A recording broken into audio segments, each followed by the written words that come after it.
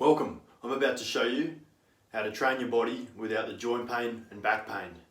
Now I know you've heard activate your core 1,000 times, but I'm going to show you a breathing technique to make sure it's active every time you do an exercise.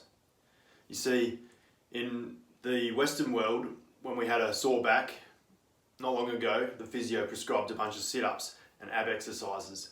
Then they discovered there's a muscle deeper inside, below your abs, called the transverse abdominis. And they've dubbed this the core. And now the fitness industry has blown this up and started calling everything around your abs core exercises. Now for thousands of years, the Chinese have been calling it their hara, and in yoga it's your prana center. So they use a breathing technique, squeeze air out from below your belly button so that your core is active. Let me show you how this goes. When you breathe into your chest and then out from your core or from below your belly button.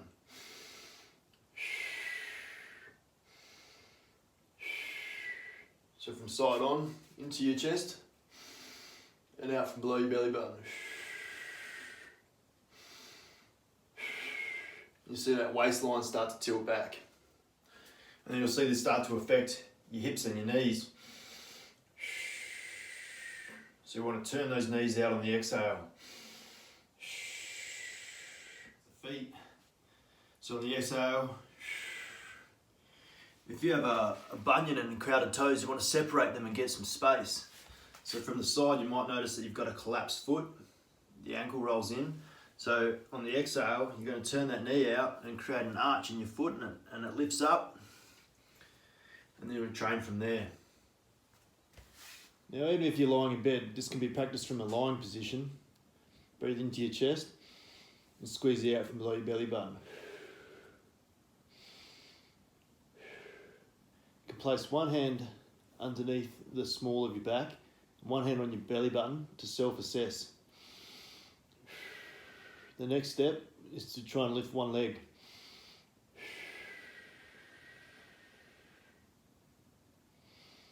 You want to do that without feeling a big jerk in your lower back. And then breathe in and exhale and raise the other leg. The next challenge is to extend slowly.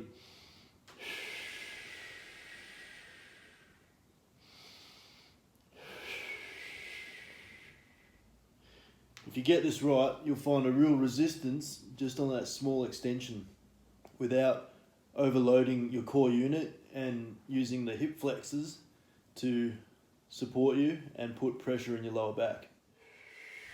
You can also do this on your hands and knees.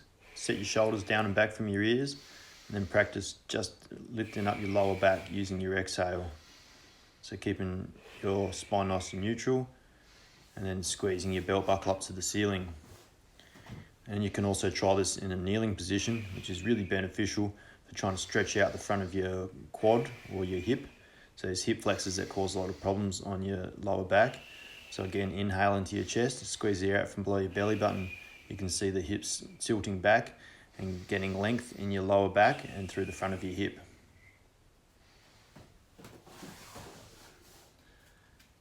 So how does this apply to starting your exercise? You can start with doing a push-up on a raised surface. Here I've got a wall. You might use your sink in your bathroom so you can watch your own shoulders in the mirror. You want to avoid your shoulders coming up and over, so you're going to maintain that posture using your breath. You inhale into your chest, exhale so that your hips tilt back, your bum squeezed, and then we're going to come down, breathing in, lifting the chest up, and then exhale, squeeze that air out from below your belt buckle.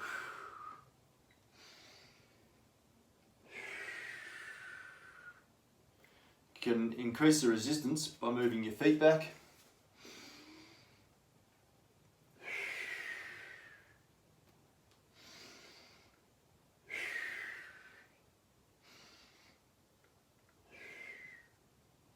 So there's a way you can start doing some push-ups and some exercise.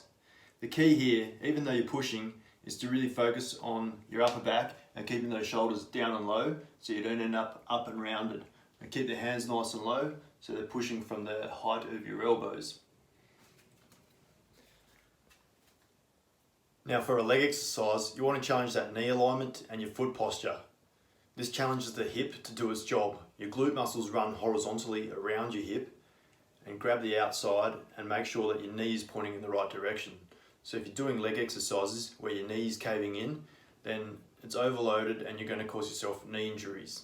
So here's a nice way to start off challenging this alignment and increasing your strength without the injury. So starting on one foot, you're going to create that arch, point your knee in the right direction, and then start by lifting the back foot off. You can see the muscles in my foot have to work.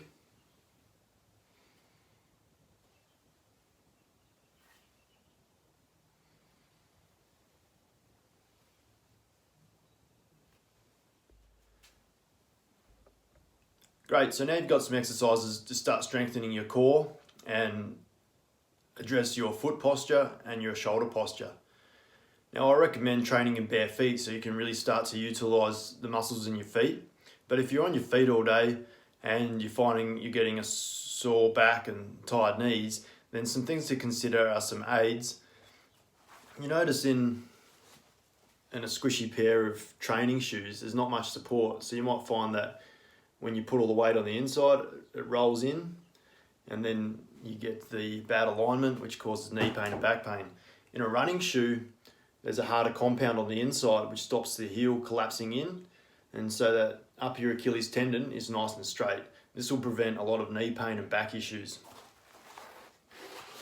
You can also get a generic orthotic, which holds your arch up and supports your heel a little bit. So having your arch jacked up is a bit of a quick fix solution. So like I said, great if you're on your feet all day and not really aware of it, but when you're training, you want to use the muscles here to shorten and create that arch in your foot. If you have a bunion, you can consider something to help align your big toe. Just like this, making sure the toes are spread out and not all bunched up and crushed in top of each other. Great, so now you have some exercises to get you started. Some upper body posture and lower body posture tied in together with correct core activation. Now you can apply this core strength to every exercise that you do.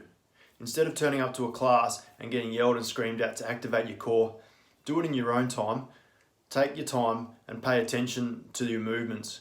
Use your breath to control the tempo of every exercise so that you start focusing on the muscles doing their job rather than the burning in your lungs and how sweaty that you're getting. This way, you're creating stronger muscles, better muscle memory, and improving your posture. This has immediate benefits like boosting your mood, your state of mind, and your self-esteem. So you carry yourself better, you are perceived better, you do better in job interviews. So try this breathing practice when you're standing. Roll those arms out so your thumbs point outwards, and you'll start your day feeling much better. If you find that yourself feeling a bit down, your shoulders are rolled forward, or you're trying to hide your big boobs, then practice that breathing technique to readjust your posture and your state of mind.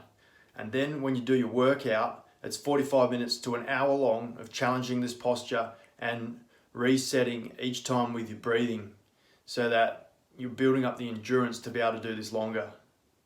If you do this in the morning, then you find that you're fatigued and it's hard to maintain all day. But if you do it in the evening, then afterwards you can rest and wake up with feeling stronger and repaired and having that muscle memory setting in place and lasting a little bit longer each day.